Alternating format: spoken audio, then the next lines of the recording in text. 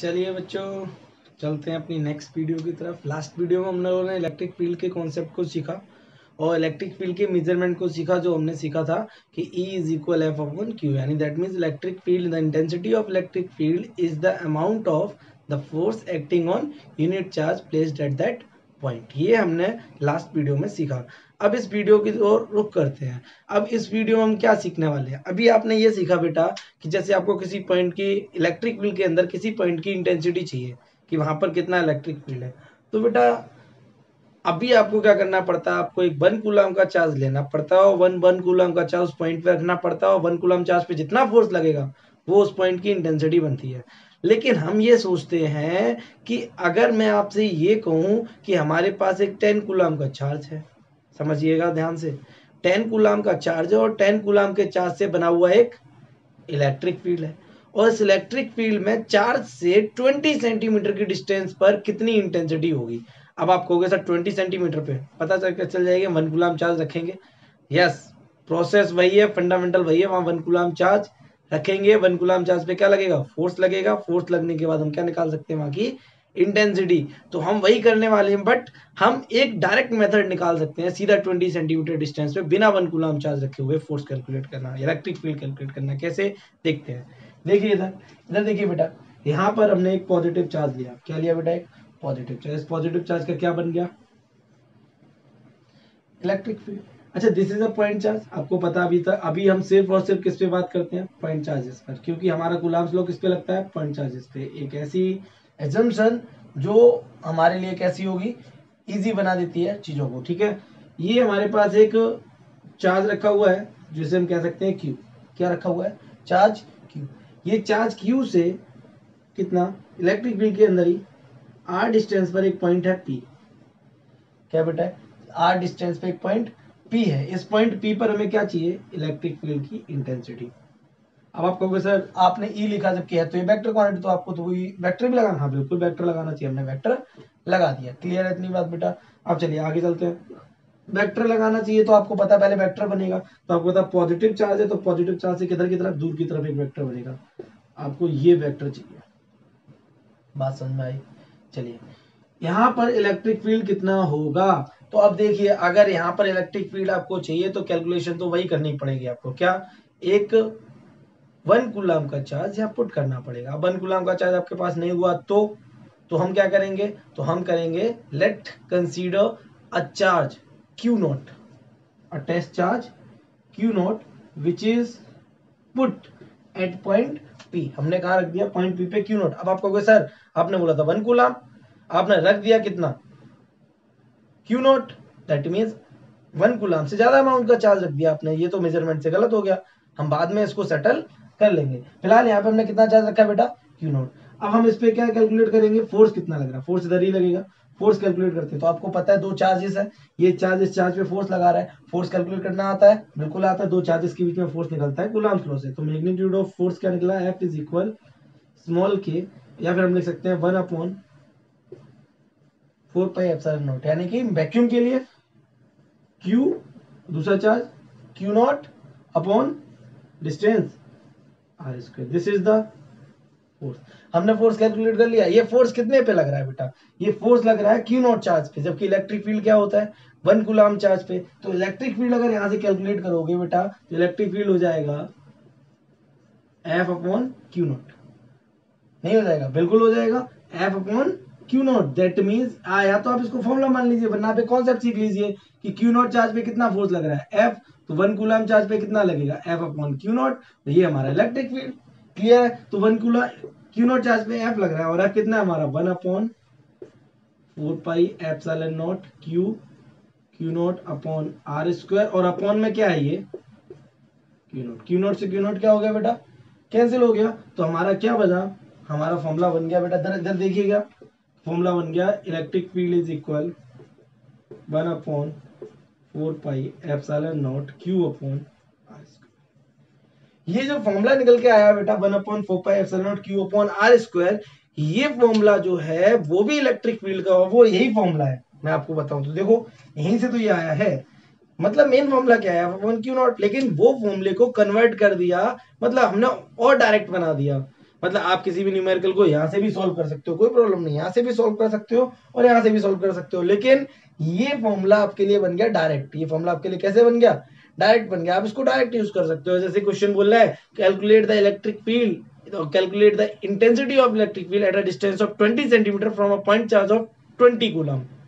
20 coulomb से 20 centimetre की distance में रखे हुए पॉइंट चार्ज पॉइंट पर इलेक्ट्रिक फील्ड की इंटेंसिटी बताइए। तो आप ये डायरेक्ट यूज कर सकते हैं। समझ गए होंगे आप हमारी बात, ठीक है। उस दिन मैंने आपको बताया था एक चीज, लास्ट वीडियो के लास्ट में मैंने आपसे कहा था कि अगर बहुत सारे चार्जेस, मल्टीपल चार्जेस, तो किसी एक पॉइंट पर इलेक्ट्रिक फील्ड जो होगा वो सारे चार्जेस की वजह से होगा, और वहां पर क्या लग जाएगा? Principle of superposition. That means उस पॉइंट पे क्या बनेंगे? वेक्टर्स बनेंगे सारे इलेक्ट्रिक फील्ड्स के, पॉजिटिव से पॉजिटिव की तरफ, नेगेटिव से नेगेटिव की तरफ, और वो सारे के सारे क्या हो जाएंगे? ऐड हो जाएंगे। देखिए कैसे ऐड कैसे होंगे? वेक्टर। तो हमारा प्रिंसिपल ऑफ सुपरपोजिशन नहीं बदलता है, ये आप याद रखिएगा, ठीक है। वो ऐड कैसे होंगे? वेक्टर, क्योंकि क्वांटिटीज कैसी हैं? वेक्टर। जैसे मैं आपसे कहूं कि एक पॉइंट चार्ज यहाँ पे रखा हुआ है Q1, एक पॉइंट चार्ज यहाँ पे रखा हुआ है Q2, एक पॉइंट चार्ज यहाँ पे रखा हुआ है Q3। ओके बेटा, अब हमने क्या किया, यहाँ पे एक पॉइंट ले लिया P, इस पॉइंट P पे हमें क्या चाहिए? Electric field. तो इलेक्ट्रिक फील्ड निकालने के लिए आप पहले दोनों की लाइन को ज्वाइन करेंगे, इस लाइन को भी क्या करेंगे? ज्वाइन, इस लाइन को भी क्या करेंगे? ज्वाइन, क्योंकि आपको वेक्टर्स बनाने पड़ेंगे, ठीक है। ये पॉजिटिव है, ये नेगेटिव है, ये पॉजिटिव है। तो आपको पता है पॉजिटिव से किधर की तरफ होता है इलेक्ट्रिक फील्ड? दूर की तरफ। तो इधर की तरफ एक वेक्टर बनाएंगे, this is E1 vector, that means electric field due to Q1। फिर Q2 की वजह से माइनस से माइनस की तरफ होता है, मैं लास्ट वीडियो में बता चुका हूं। दैट मींस Q, ये हो गया E2 vector, that means the electric field due to Q2। फिर ये हो गया हमारा, क्योंकि पॉजिटिव है तो दूर की तरफ जाएगा, इस चार्ज पर E3 वेक्टर। आप इन तीनों को क्या कर सकते हैं? ऐड कर सकते हैं। यहाँ पे एक पैरेललोग्राम, ये एक वेक्टर बना, और यहाँ पर एक पैरेललोग्राम बनेगा बेटा, बहुत छोटा सा, ये इस टाइप का क्या बन जाएगा? आपका रिजल्टेंट। तो आप समझ गए होंगे मैं क्या कह रहा हूं। मतलब ये हुआ सब कुछ मिला के कि अगर एक चार्ज से ज्यादा चार्जेस है तो आप उसके लिए क्या क्या कर सकते हैं? कैलकुलेशन कर सकते हैं by the principle of superposition. इतनी बात आपके समझ में आ गई? उम्मीद है आ गई होगी। देखिए अब थोड़ी सी कहानी को आगे बढ़ाते हैं। अभी तक हमने क्या सीखा? हमने पहले चार्जेस के बारे में सीखा, चार्जेस फोर्स लगाते हैं तो चार्जेस के फोर्स के बारे में सीखा। लेकिन चार्जेस तो बहुत बड़े बड़े हो सकते हैं, किसी एक बड़ी बॉडी पर भी हो सकते हैं, लेकिन बड़ी बॉडी पर चार्जेस कहाँ होंगे? तो उस चीज को हमने थोड़े टाइम के लिए मतलब छोड़ते हुए, और हमने एक पॉइंट चार्ज का कंसीडरेशन किया, और पॉइंट चार्ज से कंसीडरेशन करते करते करते करते हमने दो चीजें सीखी। पॉइंट चार्ज फोर्स लगाता है, पॉइंट चार्ज फील्ड बनाता है, पॉइंट चार्ज की वजह से फील्ड कितना होता है, हमने ये सीख लिया। इतनी बात आपके बेटा समझ में आ गई। अब बात करते हैं कि अगर पॉइंट चार्ज सीख लिया तो आप थोड़ा सा लेवल आगे करते हैं, थोड़ा सा आगे बढ़ते हैं, ठीक है। आगे कैसे बढ़ेंगे? मैंने आपसे कहा अगर पॉइंट चार्ज है, आपने सीख लिया, तो उससे ज्यादा क्या? 2 पॉइंट चार्ज, उससे ज्यादा क्या? 3 पॉइंट चार्ज, उससे ज्यादा क्या? 4 पॉइंट चार्ज, उससे ज्यादा और क्या? 5 पॉइंट चार्ज। मीन्स एक से ज्यादा पॉइंट चार्जेस। फिर उसके बाद आप सीखोगे क्या? पॉइंट चार्जेस है ही नहीं, बॉडी है, बॉडी के ऊपर चार्ज फैला हुआ है, बिखरा हुआ है पूरी। जैसे मार्कर है, मार्कर के ऊपर चार्ज यूं, पूरी मार्कर के ऊपर चार्ज ऐसे करके यूं करके फैल गया, ठीक। तो ये सीखेंगे। तो फिलहाल आपको मैं बताऊं कि ये मल्टीपल चार्जेस का सिस्टम, हमने ऐसे सिस्टम्स देखे जो नेचर में ऑलरेडी एग्जिस्ट करते हैं। अच्छा, नेचर में एग्जिस्ट कैसे करते हैं? जैसे आपने बोला पॉइंट चार्ज, तो पॉइंट चार्ज तो खैर मिलना मुश्किल है, हम ढूंढ सकते हैं पॉइंट चार्ज, मिल जाए तो मिल जाए, वरना हमारे पास इक्वल और अपोजिट चार्जेस का सैंपल जरूर प्रेजेंट होता है, इक्वल और अपोजिट चार्जेस का। जैसे हमने कहा हमारे नेचर में प्रेजेंट होते हैं कुछ आयोनिक कंपाउंड्स। क्या प्रेजेंट होते हैं बेटा? Ionic compounds. इन आयोनिक कंपाउंड्स में कुछ कंपाउंड्स ऐसे होते हैं जिनके पॉजिटिव और नेगेटिव के सेंटर्स अलग अलग होते हैं। दैट मींस दोनों सेंटर्स के बीच में डिस्टेंस होती है, पॉजिटिव और ये नेगेटिव। जैसे मैं आपको एग्जांपल देता हूँ, एग्जांपल के तौर पे आप देखिए, जैसे हमारे नेचर में प्रेजेंट है HCl। मैं इस पे और अच्छे से बात करूंगा जब हम सेकंड चैप्टर में आएंगे, फिलहाल आप इतना समझिए। हाइड्रोक्लोरिक एसिड हमारे नेचर में प्रेजेंट होता है। आप कहोगे सर नहीं, ये तो लेबोरेटरी में बनता है, लेकिन बेटा ये नेचुरल कंपाउंड है। आपको पता है हमारे स्टमक में भी होता है, और स्टमक में नेचर ने बनाया है, ठीक है। तो नेचर में हमारा नेचर ने दे रखा है हमें HCl। इस HCl के बारे में अगर आप जानते हो तो इसमें H प्लस होता है और Cl माइनस होता है बेटा। और इसके बीच में एक बॉन्ड लेंथ भी होती है, केमिस्ट्री आपने अच्छे से पढ़ रखी होगी। That means there is a positive charge, there is a negative charge and there is a distance, we can say very small distance in terms of angstrom also, ठीक है। तो ये बहुत छोटी सी डिस्टेंस है और दो चार्जेस है। आपको पता है ये +1 यानी प्लस E, ये -1 दैट मीन्स माइनस E, यानी चार्जेस की अमाउंट कैसी है, इक्वल है। और बट साइन में कैसी है, अपोजिट और डिस्टेंस में जैसे थोड़े से अलग है। तो हमने जब पॉइंट चार्जेस की वजह सीख लिया कि इलेक्ट्रिक फील्ड बनता है कि नहीं बनता है, ठीक है। तो एक जो नेचर में हमारे जो चार्जेस का सिस्टम है उसकी वजह से भी हमें पता होना चाहिए कि इलेक्ट्रिक फील्ड बनता है या नहीं बनता है, और बनता है तो कितना बनता है। पहले तो ये पता होना चाहिए बनेगा या नहीं बनेगा। तो आपको पता है, मैंने आपको सिखा रखा, तो आप दिमाग लगा पाओगे कि सर कि पॉजिटिव चार्ज और नेगेटिव चार्ज हम दोनों को अगर ज्वाइंट कर दें, इस तरीके से टच कर दें, तो टच करने पे पॉजिटिव नेगेटिव एक दूसरे को कैंसिल आउट कर देंगे। और जैसे ही पॉजिटिव नेगेटिव एक दूसरे को कैंसिल आउट करेंगे उसी टाइम इलेक्ट्रिक फील्ड का भी क्या हो जाएगा, समापन। क्यों? क्योंकि पॉजिटिव नेगेटिव एक दूसरे न्यूट्रलाइज करेंगे, कोई चार्ज ही नहीं बचेगा। नेट जब नेट चार्ज नहीं होगा तो फील्ड कहां से होगा, तो फील्ड नहीं होगा तो इंटेंसिटी का आएगी। यस, बट जब एक पॉजिटिव चार्ज एक नेगेटिव चार्ज से थोड़ी डिस्टेंस पर होता है बेटा, किस पर होता है, डिस्टेंस पर। तो जब चार्ज डिस्टेंस पे होगा तो वो एक दूसरे से कंबाइन तो हुए नहीं। जब एक दूसरे से कंबाइन नहीं हुए तो आप समझ पा रहे होगे मेरी बात, कंबाइन ना होने का मतलब हुआ वो एक दूसरे को न्यूट्रलाइज नहीं करेंगे। अच्छा, न्यूट्रलाइज नहीं करेंगे तो फिर जब न्यूट्रलाइज नहीं करेंगे तो उनका फील्ड भी बनेगा, और अगर उनका फील्ड बनेगा तो intensity of that field you should know, आपको पता होनी चाहिए उस फील्ड में किस पॉइंट की इंटेंसिटी कितनी होगी। इतनी बात आपके समझ में आनी चाहिए बेटा, ठीक है। तो फिलहाल मैं इसकी बात कर देता हूं। ये जो ये आपको सामने दिख रहा है सिस्टम, जिसमें एक पॉजिटिव चार्ज है एक नेगेटिव चार्ज है, ठीक है। दोनों पॉइंट चार्जेस हैं और दोनों पे इक्वल चार्जेस हैं और एक छोटी सी डिस्टेंस से सेपरेटेड है। छोटी सी डिस्टेंस से सेपरेटेड होना चाहिए क्योंकि आपको मैंने बता दिया अगर वो सेपरेट नहीं हुए तो एक दूसरे को न्यूट्रलाइज कर देंगे। तो बात करते हैं मेनली कि इनको बोलते क्या है। तो इनमें बन जाते हैं पोल्स, एक पॉजिटिव पोल एक negative pole. That means a positive charge act as a pole and negative charge also act as a pole. Positive charge act as a positive pole and negative charge act as a negative pole. That means positive negative acts as a poles, two poles, that means dipole. So this system is known as dipole. This is a term which is given to a system of two point charges. अच्छा, एक चीज और मैं आपको बता दूं, ये दोनों के बीच में मैंने बोला कि कुछ लगा हुआ बॉन्ड लेंथ है, तो उसका मतलब ये नहीं कि इनके बीच में कुछ है, ये सेपरेटेड होते हैं इंटर आयोनिक स्पेस से, ठीक है। तो आप समझ लीजिए उस चीज को, बीच में कोई डंडा नहीं लगा होगा कि जो उनको अलग करके रखा होगा, ठीक। तो इधर देखिए डाइपोल बोलते हैं इसको। तो डाइपोल क्या हो गया, dipole is a system of two equal and opposite charges separated by a small distance. तो डाइपोल आपके समझ में आ गया होगा, is a system of two equal and opposite charges, that means dipole. समझ में आ गई होगी आपके पास, ठीक है। अच्छा देखिए, इस डाइपोल की एक कहानी और समझ लीजिए। अगर मैंने बोला, समझिए, दिस इज अ डाइपोल, आपको सर ये क्या बना दिया आपने, तो मैं ये से डाइपोल बोलूंगा, ये पॉजिटिव चार्ज ये नेगेटिव चार्ज और उनके बीच की थोड़ी सी डिस्टेंस। अच्छा, इस डिस्टेंस को मैं क्या मानूंगा, आपको पता है आप कुछ भी मान सकते हो इस डिस्टेंस को।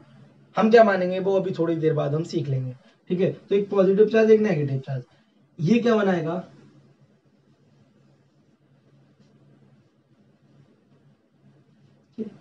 ये बनाएगा अपना फील्ड, क्योंकि ये दोनों एक दूसरे से कनेक्टेड नहीं है। अब मैंने बोला इस फील्ड, इस डाइपोल का इलेक्ट्रिक फील्ड बनेगा, वो इसका क्या होगा, इफेक्ट होगा। क्या होगा, इफेक्ट। फिर समझिए, डाइपोल, डाइपोल का इफेक्ट क्या आया, डाइपोल का इफेक्ट आया electric field, that means electric field is the effect of dipole. फिर समझिए, डाइपोल है, डाइपोल ने क्या बनाया, इलेक्ट्रिक फील्ड, तो डाइपोल का इफेक्ट क्या निकला, इलेक्ट्रिक फील्ड। दैट मीन्स हम ये कह सकते हैं कि डाइपोल का इफेक्ट उतना ही ज्यादा होगा जितना ज्यादा क्या होगा, इलेक्ट्रिक फील्ड होगा। कह सकते हैं या नहीं कह सकते, जरा सोचिए दिमाग लगा के। फिर से, ये डाइपोल, इस डाइपोल ने बनाया इलेक्ट्रिक फील्ड। तो इस डाइपोल का इफेक्ट क्या हुआ, इलेक्ट्रिक फील्ड। इलेक्ट्रिक फील्ड की स्ट्रेंथ जितनी ज्यादा, डाइपोल का इफेक्ट उतना ज्यादा, इफेक्ट उतना ज्यादा। और इफेक्ट को आपने 11th क्लास में सीखा होगा, हम बोलते हैं मोमेंट। क्या बोलते हैं, मोमेंट। जैसे आपने सीखा था moment of inertia, the effect of inertia, moment of force that means the effect of force, torque. ठीक, तो मोमेंट को, इफेक्ट को बोलते हैं मोमेंट। दैट मींस इस डाइपोल का इफेक्ट क्या बना, इलेक्ट्रिक फील्ड, और इससे क्या बना, इसको हम कह सकते हैं डाइपोल मूवमेंट। क्या बोल सकते हैं, dipole movement, the effect of dipole. सीधी सी बात है, what is dipole movement, the effect of dipole.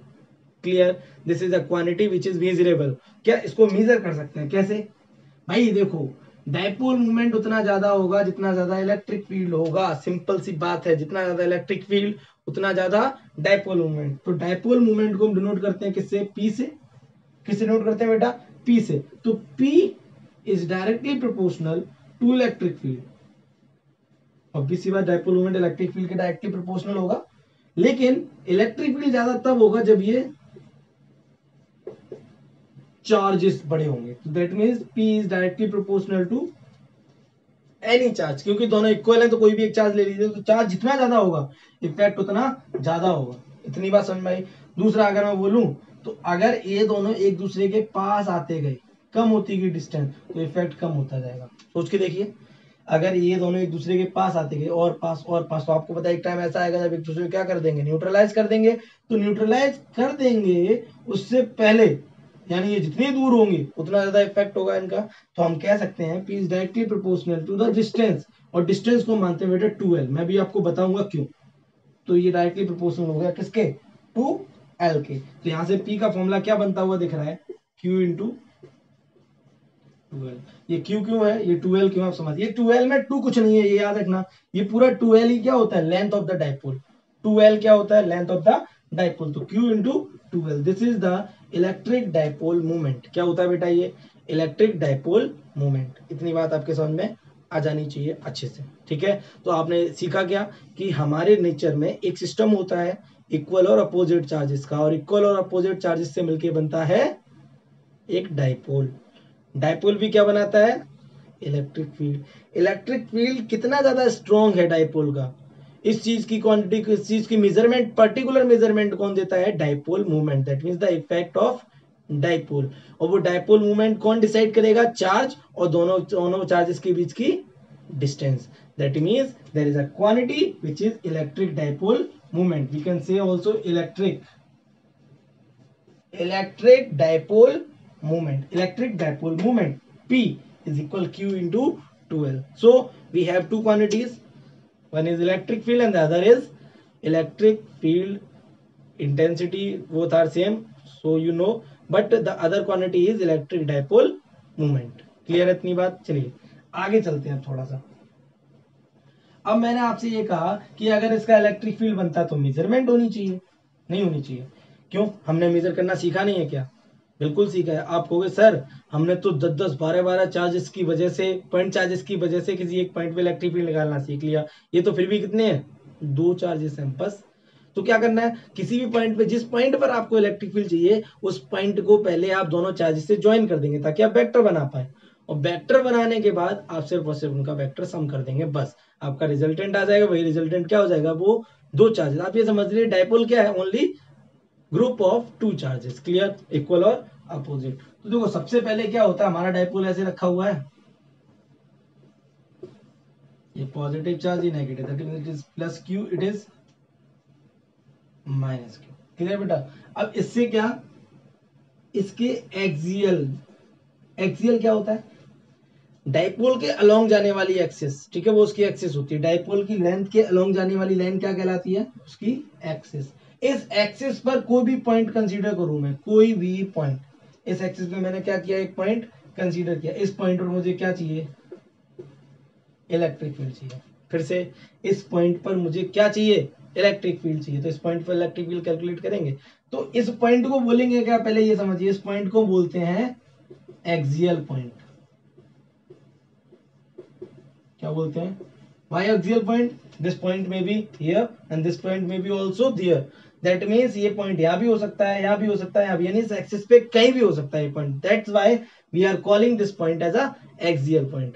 ठीक है, इतनी बात आपके समझ में आ गई. एक पॉइंट और हो सकता है, अगर मैं इसके सेंटर, ये रहा सेंटर, ठीक है. अब आपको दिख रहा है मैंने डाइपोल का सेंटर लिया. अगर सेंटर लिया तो डाइपोल दो पार्ट में टूट जाएगा.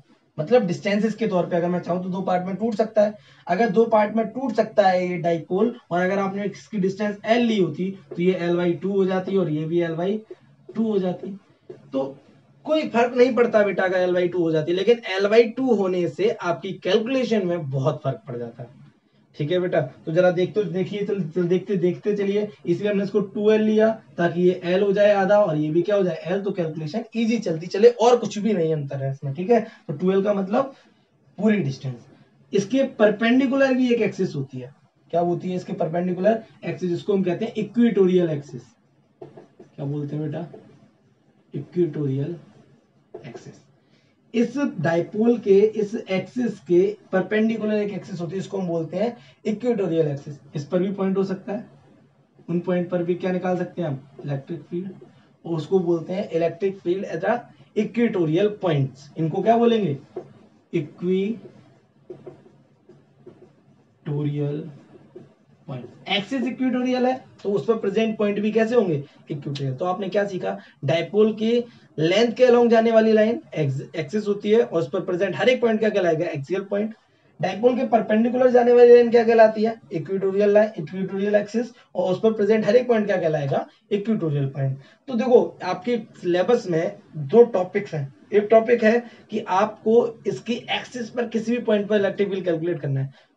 कोई बड़ी बात नहीं है, आप पीछे सीख चुके हो, बहुत इजी है. ठीक है, इंपॉर्टेंट भी है और इजी भी बहुत है. और दूसरा है आपको इक्वेटोरियल पॉइंट पर भी क्या निकालना है? Electric field. ठीक है, तो देखते हैं इधर, ध्यान दीजिए. तो हम स्टार्ट करते हैं. Electric field at a axial point due to a dipole. Dipole की वजह से उसकी एक्सिस पे प्रेजेंट एक पॉइंट पर इलेक्ट्रिक फील्ड कैलकुलेट करना. तो मैं यहाँ पे क्या बना देता हूँ? डाइपोल. ठीक है, ये रहा हमारा पॉजिटिव चार्ज. जरा आप ध्यान से समझिए, ये कोई मैं डायग्राम नहीं बना रहा हूं, आप देखिएगा वेक्टर्स बनेंगे और कुछ नहीं बनेगा. ठीक है, और यहां से मैंने अपनी डाइपोल की एक लेंथ ली. This is minus charge, it means minus Q. इतनी बात आपके समझ में आ गई होगी बेटा. ठीक है, प्लस क्यू माइनस क्यू. इससे अब मैंने कहा डाइपोल से कितना डिस्टेंस? एक्सिस पर आर डिस्टेंस पर एक पॉइंट पी है. यहां पर क्या एक पॉइंट पी है बेटा. कितनी डिस्टेंस पर? आर. अब मैंने कहा डाइपोल से आर डिस्टेंस पे, यानी हम आर क्यों बेटा याद रखना, हम जनरल पॉइंट लेते हैं ताकि आप जब 10 मीटर बोलो तो मैं कहूँ मैंने आर लिया था, और जब कोई बोले कि 8 मीटर तो भी मैं क्या बोलूंगा? मैंने आर लिया था. यानी मेरा आर सबके लिए एप्लीकेबल होगा, उसके 10 मीटर के लिए भी, उसके 8 मीटर के लिए भी. That's why we are taking a general value r. ठीक है, तो हमने डिस्टेंस आर लिया. अब आप हमें ये बताइए कि वो आर डिस्टेंस कहाँ से, इस नेगेटिव चार्ज से होगी या इस पॉजिटिव चार्ज से होगी? तो आपको दिख रहा है वो डाइपोल का सेंटर है, इसीलिए हमने उसको डिस्टेंस कितनी ली थी? 2L. अभी आपको समझ में आ जाएगी. तो उसके सेंटर से आर डिस्टेंस पर एक पॉइंट P है. इस पॉइंट P पर हमें क्या चाहिए? Electric field. इतनी बात आपके समझ में आई. अब मैंने आपसे कहा इस पॉइंट पर इलेक्ट्रिक फील्ड अगर आपको चाहिए तो आपको चार्जेस कितने दिख रहे हैं? दो, एक ये और एक ये. और दो चार्जेस की वजह से आपको एक पॉइंट पे इलेक्ट्रिक फील्ड चाहिए. अगर दो चार्जेस वजह एक पॉइंट पे इलेक्ट्रिक फील्ड चाहिए तो आपको पता है प्रिंसिपल ऑफ सुपरपोजिशन लग जाएगा. तो आपको पहले वेक्टर्स ड्रॉ करने हैं, वो भी अकल से. कैसे? पहले तो इन दोनों चार्जेस की लाइंस को ज्वाइन कर दो. क्यों? क्योंकि आपको वेक्टर्स बनाने, मैंने पहले ही बोला था कूलम्ब्स लॉ के अकॉर्डिंग चलेंगे. ठीक है, अब ये नेगेटिव चार्ज की वजह से, या मैं इसको पॉजिटिव बोल देता हूं, इधर वाला पॉजिटिव ले लेता हूं, इधर वाला क्या ले लेता हूं? नेगेटिव. ठीक है, कोई प्रॉब्लम नहीं है, मैं बता दूंगा अभी यार क्यों क्यों किया मैंने ये. प्लस क्यू की वजह से इस पॉइंट पी पर जो इलेक्ट्रिक फील्ड की डायरेक्शन होगी वो किधर होगी? बताइए. Very good. पॉजिटिव चार्ज की वजह से इस पॉइंट पी की डायरेक्शन होगी दूर की तरफ, क्योंकि पॉजिटिव से दूर की तरफ, क्योंकि यहाँ पे हम टेस्ट चार्ज रखेंगे, वो उसको उधर धक्का मारेगा, फोर्स उधर, तो इलेक्ट्रिक फील्ड भी उधर. तो हम इधर एक वेक्टर बनाएंगे. ये हमने क्या बना दिया? एक vector. This is E P vector. E P vector बोले तो electric field due to positive charge. Clear बेटा? अब यहाँ आइए, नेगेटिव चार्ज की वजह से इलेक्ट्रिक फील्ड की डायरेक्शन किधर होती है? तो आपको पता है उसी की तरफ होती है. तो इधर देखिए हम इसका वेक्टर इधर बनाएंगे। अच्छा अब आप हमें ये बताइए, ये वेक्टर की लेंथ इस वेक्टर से छोटी होगी या बड़ी? लेंथ से आपको पता होगा, अपने 11th क्लास में पढ़ा, जिस वेक्टर की मैग्नीट्यूड ज्यादा होती है उस वेक्टर की लेंथ भी कैसी होती है? ज्यादा। मैग्नीट्यूड कम होने पे लेंथ कैसा होता है? कम। ये डिस्टेंस आप देखिए, ये डिस्टेंस यहाँ से लेके यहाँ तक है और ये डिस्टेंस यहाँ से लेके यहाँ तक। कौन सा चार्ज पास है पॉइंट के? पॉइंट से ये पॉजिटिव चार्ज पास में है। और आपने फॉर्मूला क्या पढ़ा था? E is equal K Q upon are square. K is 1/4πε0, 1/r² inversely proportional. E is inversely proportional to R square. ये सीखा हमने। दैट मीन्स अगर डिस्टेंस बढ़ेगी तो इलेक्ट्रिक फील्ड कम होगा। तो आप देखिए जरा, ये डिस्टेंस ज्यादा है तो नेगेटिव चार्ज की वजह से इलेक्ट्रिक फील्ड कैसा होगा? कम। दैट मीन्स वेक्टर कैसा बनाएंगे? इसके कंपैरिजन में छोटा। It is EN vector. इतनी बात आपके समझ में आ गई होगी जितनी मैंने आपको बताई। बोलिए इसमें कोई डाउट हो? नहीं है ना? ठीक है। अब आपको क्या करना है? इनको कैलकुलेट करना है। पहले इनके मैग्नीट्यूड को कैलकुलेट करते हैं, क्योंकि आपको दिख रहा है ये दोनों अपोजिट वेक्टर्स हैं, लेकिन अपोजिट है, मैग्नीट्यूड इक्वल नहीं है, तो आपको पता है माइनस हो जाएंगे। कैसे माइनस हो जाएंगे? तो मैं आपको जनरली बता दूं कि दो वेक्टर्स हैं, दोनों के बीच में एंगल कितना बनना है? 180 डिग्री। और आप फॉर्मूला लगा सकते हो क्या? रिजल्टेंट वाला, अंडर रूट के अंदर a² + b² + 2ab cos theta. cos 180 minus हो जाएगा, और cos 180 माइनस होगा तो a² + b² माइनस 2ab हो जाएगा। वो a माइनस b का होल स्क्वायर रूट हट जाएगा तो a माइनस b, यानी a माइनस b कोई भी चला जाएगा। ठीक है, तो इसको हम कहेंगे, अगर हम यहाँ पे ई नेट निकालें, क्या निकालें? ई नेट, जो कि क्या होगा? ई एक्सियल। समझिएगा, हम सिर्फ और सिर्फ क्या कर रहे हैं? मैग्नीट्यूड को कैलकुलेट कर रहे हैं। ई एक्सियल अगर आप निकालोगे तो वो कैसे निकलेगा बेटा? बड़े वेक्टर में से छोटा वेक्टर क्या हो जाएगा? माइनस। तो ई पी का मैग्नीट्यूड माइनस ई एन का मैग्नीट्यूड। मैग्नीट्यूड क्यों बेटा? ये आपके समझ में आ गया होगा। मैग्नीट्यूड इसलिए क्योंकि अभी हम सिर्फ और सिर्फ रिजल्टेंट नेट का भी क्या निकाल रहे हैं? मैग्नीट्यूड। डायरेक्शन हम बता देंगे आपको। ईपी कितना होगा? ईपी अब आप जरा बताइए। EP that means electric field due to positive charge. Distance, पहली बात तो चार्ज होना चाहिए, तो पहला फॉर्मूला 1/4πε0। फॉर्मूले क्लियर करके रखिए, 1/4πε0। चार्ज कितना है? Q है। ठीक है, डिस्टेंस कितनी है यहां से लेके यहां तक? ये डिस्टेंस कितनी है बेटा, जरा बताएंगे आप? ये यहां से लेके यहां तक r है, और इसकी लेंथ कितनी होती है? 2l, यानी ये कितना है? l, और ये कितना है? l। समझ में आ रही होगी बात? ये आधा l है और ये आधा l है, और दोनों l l है, और यहां से यहां तक की डिस्टेंस r है और यहां तक की चाहिए, तो इस r में से l क्या हो जाएगा? माइनस। तो ये डिस्टेंस कितनी हो जाएगी? r minus l whole square. इतनी बात आपके समझ में आ गई होगी। माइनस नेगेटिव की वजह से देखोगे तो 1/4πε0 हो गया। चार्ज ये भी कितना है? माइनस वाला भी Q है। ठीक है, डिस्टेंस ये यहां से लेके यहां तक r है पूरा, और इसमें ये यहां से चाहिए डिस्टेंस, तो इसमें l क्या हो जाएगा? At, that means r plus l whole square. ये आपका क्या बन गया बेटा? ये आपका बन गया नेगेटिव की वजह से इलेक्ट्रिक फील्ड, ये आपका बन गया पॉजिटिव की वजह से। अब देखिए आप इसमें कॉमन ले सकते हैं क्या? 1/4πε0 Q, तो अंदर क्या बचेगा? 1/, ध्यान से देखिएगा, r minus l whole square minus 1/r plus l whole square. ये बात आपके समझ में क्लियर है बेटा इतना? तो अब हम क्या कर सकते हैं? देखिए यहाँ एलसीएम ले लेंगे, 1/4πε0 Q इधर ही रहेगा, क्योंकि हम एलसीएम लेते हैं, और r minus l whole square and r plus l whole square, it is common. Clear? Multiply, that means r plus l whole square, खोल दीजिए, r square plus L square plus 2rl। ये बना हमारा minus. ध्यान से देखिएगा बेटा, ये इधर जाएगा, that means r square plus L square minus 2rl। Formula पढ़ा होगा आप लोगों ने। ठीक है, अब देखिए जरा 1/4πε0 Q बाहर रहेगा। इसके बाद देखिए ये माइनस अंदर जाएगा सही, that means r square plus L square plus 2rl minus r square minus L square plus 2rl upon, ध्यान से देखिएगा बेटा, ये इनको हम क्या कर सकते हैं, एक ब्रैकेट में लिख सकते हैं r माइनस एल और r प्लस एल और ब्रैकेट में होल स्क्वायर। वो दोनों पे स्क्वायर है बेटा, एक पे स्क्वायर लगा सकते हैं, ठीक है, ब्रैकेट क्लोज। अब देखिए आर स्क्वायर से आर स्क्वायर सब्ट्रैक्ट हो गया, एल स्क्वायर से एल स्क्वायर सब्ट्रैक्ट हो गया, 2rl क्या हो जाएगा 4rl। तो हम क्या करेंगे जरा देखिए ध्यान से, 1/4 सिर्फ टर्म्स अरेंज करेंगे और कुछ नहीं करेंगे, ठीक है बेटा, टर्म्स अरेंज करेंगे। क्या करेंगे बेटा, टर्म्स अरेंज। तो देखिए क्या करेंगे, यहाँ देखिए इसको हटा देता हूँ फिर से, इधर देखिए, इधर जैसे ही आप करोगे तो ये आएगा 1/4 पाई एप्सिलॉन नॉट। क्लियर है इतना। ये अंदर क्या बचेगा 2rl 4rl और 4rl को क्या लिखेंगे क्यू, 4 था 4 का 2 ले लिया, rl में से एक l ले लिया, ये बनाया 2r बचा, 2r अपॉन 4rl था, 4rl में से 2rl रख लिया, 2l रख लिया, 2l क्यू के साथ लिख दिया, अपॉन में आ गया a minus b a plus b, that means a square minus v square whole square. ये बना बेटा, ठीक है। तो ये आपको दिख रहा है Q इंटू 12, मैंने अभी थोड़ी देर पहले बताया आपको Q इंटू 12 क्या होता है बेटा, Q इंटू 12 होता है डाइपोल मोमेंट। तो हम इसको हटा देंगे, तो ये हमारा बनेगा electric field axial is equal Q into 12 हो जाएगा P इंटू 2R अपॉन, और आगे तो है ही 1/4 पाई एप्सिलॉन नॉट।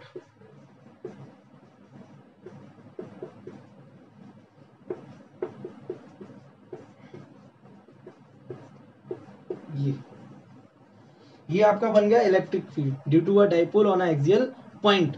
अब जरा ध्यान से सुनिए, ये एक्सियल पॉइंट, अगर ये पॉइंट इससे बहुत दूर हुआ, मतलब मान लिया मीटर्स की डिस्टेंस पे हुआ, किसमें हुआ, मीटर्स में, समझ मीटर्स में ही होगा, जितना पास नहीं होगा मीटर्स में होगा, और ये कितने होता है एंगस्ट्रॉम में होता है, आपको पता है हाइड्रोजन या हाइड्रोक्लोरिक एसिड की बॉन्ड लेंथ कितनी होगी, बहुत कम होती है, ठीक है। तो ये डिस्टेंस दैट मींस एल कहाँ 10⁻⁻10 मीटर्स में होगी, और ये कहाँ 1 में होगी, और इसका भी क्या कर दीजिए स्क्वायर, तो ये पहुंच जाएगा कहाँ 10⁻⁻20 मीटर में, ठीक है। ये जब 10⁻⁻20 मीटर पहुंचेगा बेटा, तो 10⁻⁻20 मीटर और छोटा, दैट मीन्स ये एल स्क्वायर, किससे, l square is very very very very smaller than r square. याद रखिए एल छोटा है तो एल को निग्लेक्ट नहीं कर सकते, बट आर और एल सब्ट्रैक्ट हो रहे हैं, एल आर में से सब्ट्रैक्ट हो रहा है और वो भी उसका स्क्वायर, तो एल बहुत छोटा है तो सब्ट्रैक्शन के तौर पे ना के बराबर कोई चीज सब्ट्रैक्ट होगी, इसलिए हम कह पाएंगे E axial is equal 1/4 pi epsilon naught, ये कर देंगे, ठीक है। इसके बाद टी इंटू 2r, और नीचे क्या बचेगा, क्योंकि ये बहुत छोटा है तो इसमें से इसको माइनस करने कोई फर्क नहीं पड़ेगा, तो इसको हम क्या कर देंगे छोड़ देंगे, ये नीचे स्क्वायर है इसके ऊपर वो एल स्क्वायर जैसे ही नेग्लेक्ट होगा, आर स्क्वायर की पावर 2 दैट मींस आर की पावर 4, एक आर से एक आर कैंसिल हो जाएगा, क्या बचेगा आर क्यूब। तो क्या देखेंगे आप देखेंगे ई एक्सियल इक्वल आ जाएगा, ई एक्सियल इक्वल आ जाएगा 1/4 पाई एप्सिलॉन नॉट, ये 2 बचा दैट मींस 2 पी अपॉन नीचे आर क्यूब। ये आपका क्या है expression for the electric field intensity on axial point due to a dipole. याद रखिए ये फॉर्मूला आपके माइंड में रहना चाहिए 2p अपॉन आर क्यू, ये एक्सियल पॉइंट के लिए, किसके लिए बेटा एक्सियल। इसको मैं यहां लिख देता हूं, E axial is equal 1/4 pi epsilon naught 2p upon R Q. याद रखिए यहाँ एप्सिलॉन नॉट रखा है, इसका मतलब सीधा सा ये हुआ कि ये बीम कहाँ के लिए ले रहे हैं, वैक्यूम के लिए ले रहे हैं, ठीक है। तो ये रहा आपका एक्सियल के लिए, बहुत इजी है बेटा, फिर से एक बार दिमाग में डाल लीजिए, इजी इसलिए है कि इसमें आपको सिर्फ और सिर्फ प्रिंसिपल ऑफ सुपरपोजिशन लगाना है और प्रिंसिपल ऑफ सुपरपोजिशन लगा के सॉल्व कर देना, दैट्स इट, उसके अलावा आपको और कुछ ज्यादा नहीं करना, ठीक है। अब आते हैं थोड़ा सा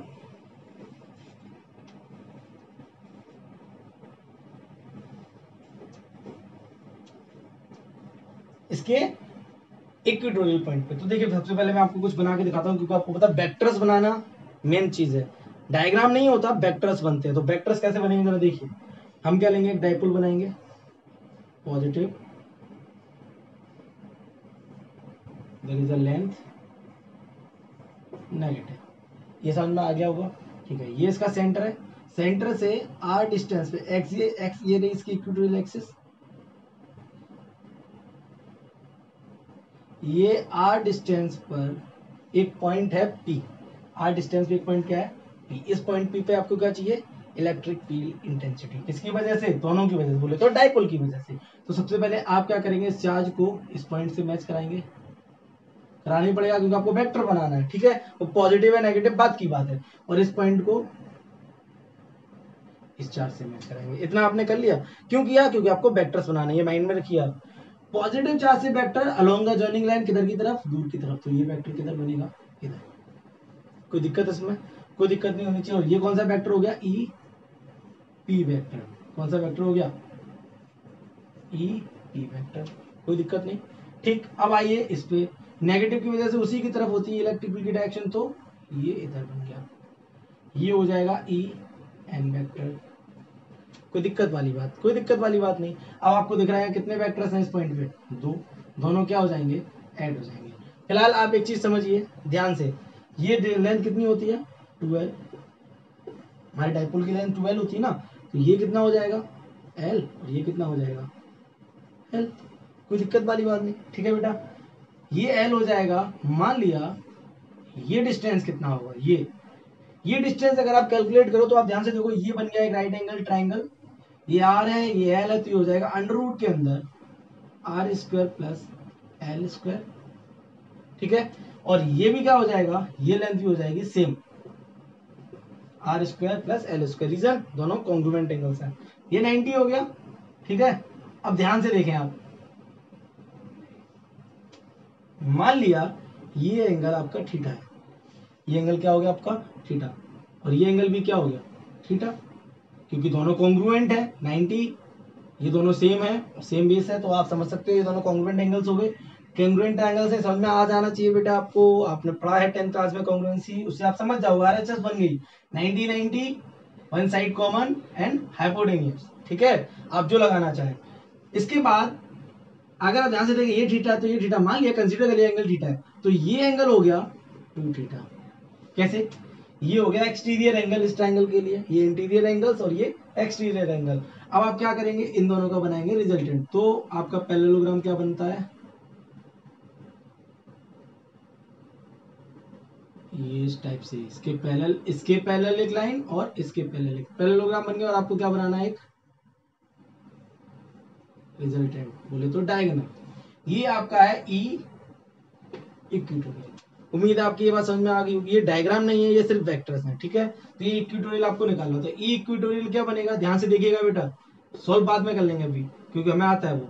ई इक्वेटोरियल क्या बन जाएगा, इक्वेटोरियल बनेगा ई पी स्क्वायर, रिजल्टेंट की बात कर रहा हूँ बेटा, ठीक है, अंडर रूट के अंदर E P square plus E N square plus 2 E N cos theta. Formula अगर आपको याद हो तो, फॉर्मूला आपने पढ़ा था 11th क्लास में, A square plus B square plus 2ab cos theta under root, clear. ध्यान से, ये आपको दिख रहा है। अब आप यहाँ से अगर ईपी और एन की वैल्यू कैलकुलेट करेंगे तो देखिए यहाँ पे, तो ईपी आपका आएगा के, कांस्टेंट है हमारा के, वो आपको पता है 1/4πε0। क्यू, चार्ज कितना है क्यू, अपॉन आर स्क्वायर क्या है डिस्टेंस, अंडर रूट के अंदर, इस चार्ज से पॉजिटिव की वजह से निकाल लेना इस पॉइंट पे, तो डिस्टेंस कितनी है, अंडर रूट के अंदर आर स्क्वायर प्लस स्क्वायर हो जाएगा, तो हो जाएगा R square plus L square. ये आ गया आपका क्या ईपी। अब आते हैं ईएन पे, तो ईएन इधर देखिए, ईएन इक्वल हो जाएगा के, चार्ज इसका भी कितना है क्यू, डिस्टेंस कितनी है R square plus L square. अगर आप ध्यान से देखें तो ये मैग्नीट्यूड दोनों सेम है, देखो बेटा जरा ध्यान से, ये भी, तो हमने कंसीडर कर लिया, मान लिया ईपी इज इक्वल En हो गया, और इसको हमने कंसीडर किया E, क्या कंसीडर कर लिया E कंसीडर कर लिया, मतलब क्योंकि दोनों सेम है हम E कंसीडर, ये पूरा भी आप यहाँ पुट कर सकते हो, बट अगर आप पुट करोगे तो ज्यादा लंबा खींच जाएगा। देखिए ध्यान से, तो ये अंडर रूट के अंदर E square plus 2 E cos, यहाँ थीटा कितना था बेटा 2 थीटा, तो थीटा नहीं आएगा, कितना आएगा यहाँ 2 थीटा, तो कॉस 2 थीटा। क्लियर है इतनी बात। अब जरा इसको और खोल दीजिए, ई इक्वेटोरियल, ये हो गया 2e स्क्वायर अंडर रूट के अंदर, प्लस ये भी हो गया 2e स्क्वायर, और ये हो गया कॉस 2 थीटा। कोई दिक्कत इसमें? कोई दिक्कत नहीं। इसमें 2e² ले लीजिए कॉमन, अंदर बचेगा 1 प्लस कॉस 2 थीटा। कोई प्रॉब्लम होनी तो नहीं चाहिए। अब आप ध्यान से देखें, ई इक्वेटोरियल क्या हो जाएगा बेटा? ई इक्वेटोरियल इक्वल, जैसे ही आप इसको खोलोगे तो ऊपर मैं यहाँ लिख देता हूँ ये इसकी जगह, जैसे ही आप खोलोगे इसको तो ये आपका हो जाएगा E equatorial is equal under root के अंदर 2e² 1 प्लस कॉस 2 थीटा। आपने ये 11th क्लास में मैथ स्टूडेंट ने पढ़ा होगा कि जब 1 होता है cos 2 डबल एंगल के साथ, तो एंगल डबल एंगल की वो प्रॉपर्टी यूज करते हैं जिससे 1 क्या हो जाता है माइनस। और जो बायो के बच्चे हैं वो समझ लीजिए cos 2 थीटा के आपके फॉर्मूले होते हैं कितने? 4। उसमें से आपके दो मेन होते हैं, एक होता है cos 2 थीटा इज इक्वल, ध्यान से समझ लीजिएगा, यहाँ लिख देता हूँ cos 2 थीटा इज इक्वल, पहला होता है 2 cos स्क्वायर थीटा माइनस 1 और एक होता है 1 माइनस 2 साइन स्क्वायर थीटा। ये दो फॉर्मूले मेन होते हैं इसके। ये दोनों फॉर्मूले यूज किए जाते हैं अकॉर्डिंग टू द कंडीशन कि माइनस हो जाए कौन? 1। तो यहाँ 1 है किसका? प्लस का, तो cos 2 थीटा का वो फॉर्मूला जिसमें 1 किसका हो? माइनस का। तो 1 माइनस का किसने है? इस वाले फॉर्मूले। तो हम यहाँ क्या रख देंगे? ये। तो 1 प्लस cos 2 थीटा की आइडेंटिटी क्या लग जाएगी? 2 cos square theta minus 1। Minus minus क्या हो जाएगा? सब्ट्रैक्ट हो जाएगा -1। और ये 2 cos 2 और 2 4, that means E equatorial equal हो जाएगा अंडर रूट के अंदर 4e² और ये हो गया cos स्क्वायर थीटा, रूट हट सकता है, आ जाएगा E equatorial is equal to ई और ये हो जाएगा cos थीटा। इतनी बात आपके समझ में आ गई होगी बेटा? ठीक। अब ध्यान से देखिए फिर से, 2e cos थीटा हो गया, that means E equatorial equal हो जाएगा बेटा 2 अपनी जगह पर, ई यहां से ले लीजिए के Q upon are square plus L square, ये बन गया आपका। ठीक है। और उसके बाद आप जरा ध्यान से देखें तो cos थीटा लिखा हुआ है, cos थीटा आप इस ट्रायंगल से ले सकते हो, ट्रिग्नोमेट्री रेशियो आपने पढ़े। cos थीटा क्या होता है? Base upon hypotenuse. बेस कितना है इसका? एल। बेस कितना है? एल। हाइपोटेन्यूज कितना है? R square plus L square की पावर 1/2। उम्मीद आपके पास समझ में आ गई होगी। ठीक है। इसके बाद देखिए ई इक्वेटोरियल इक्वल क्या हो जाएगा? के अपनी जगह पर है क्यू और एल और 2l क्या हो जाएगा? 2l अपॉन ये पावर 1, ये 1/2, ये हो गई power 3/2 R square plus L square की पावर 3/2। ये बात आपके समझ में आ गई होगी। पावर ऐड हो जाती है मल्टीप्लीकेशन में अगर बेस सेम हो तो। ये हो गया आपका एक्सप्रेशन। इससे पहले आपको क्यू इंटू 12 को भी कुछ ना कुछ लिख सकते हो, बिल्कुल लिख सकते हैं। ई इक्वेटोरियल हो जाएगा के क्यू इंटू 12 क्या होता है बेटा? क्यू इंटू 12 होता है पी, इलेक्ट्रिक डाइपोल मूवमेंट, और नीचे आ जाएगा R square plus L square की power 3/2। This is the required expression at the equatorial point. कुछ भी नहीं था इसमें। इसमें भी आप क्या लगा रहे थे? Principle of superposition, that's it. और उससे ज्यादा कुछ भी नहीं है। आप याद ना करें इसको, ना आप इसके स्टेप्स याद रखें, सिर्फ और सिर्फ इतना याद रखें कि प्रिंसिपल ऑफ सुपरपोजिशन यूज होता है। ठीक है बेटा। चलिए ये देखने के बाद आप देखिए, आपको पता है because R is very very very very R square is very very greater than L square. L बहुत छोटा होगा तो हम इसको क्या कर सकते हैं? एल को नेग्लेक्ट कर सकते हैं। स्क्वायर से ये 1/2 चला जाएगा, बचेगा 3। तो एक्सप्रेशन क्या बन जाएगा आपका? ई इक्वेटोरियल इज इक्वल के, हम इसको के को क्या लिख सकते हैं? 1/4πε0 और p अपॉन, और नीचे क्या बचेगा? Only r3। ये आपका एक्सप्रेशन बनेगा। दैट मींस ये इक्वेटोरियल क्या हो गया? 1/4πε0 p अपॉन r3। ये आपको दिख गया। ये आपका आ गया इक्वेटोरियल, ये आपका आ गया एक्सियल। Axial equatorial. अब अगर ध्यान से आप देखें तो ई एक्सियल में, इधर देखिए बेटा, अगर ई एक्सियल में 1/4πε0 p अपॉन r क्यू की जगह सिर्फ 2 छोड़ दीजिए, क्या कर दीजिए? 2 छोड़ दीजिए, पूरा ये है, देखो ध्यान से है। इसकी जगह हम क्या लिख सकते हैं? ई इक्वेटोरियल, क्योंकि ये ई इक्वेटोरियल के इक्वल है। तो आपको क्या दिख रहा है? E axial is equal two of E equatorial. That means अगर आप इक्वल डिस्टेंस, देखिए इसकी कंडीशन है कि जितनी डिस्टेंस पर आप सेंटर से एक्सिस पे चले हो उतनी डिस्टेंस पे आपको इक्वेटोरियल एक्सिस पर भी चलना पड़ेगा। यानी सेम डिस्टेंस पे अगर आप निकलते हो, मैं सेम डिस्टेंस पे निकल गया, मैं 10 मीटर चल गया एक्सिस पर, और मतलब उसकी मेन एक्सिस पे, और 10 मीटर में चल गया किधर? इक्वेटोरियल एक्सिस पे। फिर मैं पूछूंगा एक्सिस वाले एक्सिस पे कोई और चल गया, मैं इक्वेटोरियल पे चल गया, मैं यहाँ बताऊंगा बेटा हेलो मेरा यहाँ पे कितना इलेक्ट्रिक फील्ड है? 100। तो वहां खड़ा हो क्या कहेगा? मेरा यहाँ 200 है। क्यों? क्योंकि डिस्टेंस सेम है, ठीक है, चार्जेस तो सेम है ही, तो यहाँ पर जितना होगा वहां पर उसका डबल होगा। ठीक है बेटा, इतनी बात आपके समझ में आ गई होगी। ये आपका क्या था, डाइपोल का कॉन्सेप्ट बेटा, और ये डाइपोल की वजह से इलेक्ट्रिक फील्ड आपके दो थे, आपने दोनों सीख लिए, बहुत इंपॉर्टेंट है आपके एग्जाम्स की दृष्टि से। ठीक है, तो उम्मीद है आपको ये समझ में आए होंगे, अगर नहीं समझ में आए होंगे तो कोई डाउट होगा तो आप कमेंट सेक्शन में जरूर पूछेंगे। ठीक है बेटा, अगली वीडियो में जल्दी अपलोड करूंगा, थोड़ा सा लेट हो जाता हूँ। ठीक है, तो कीप स्टडिंग। ठीक है, थैंक यू सो मच।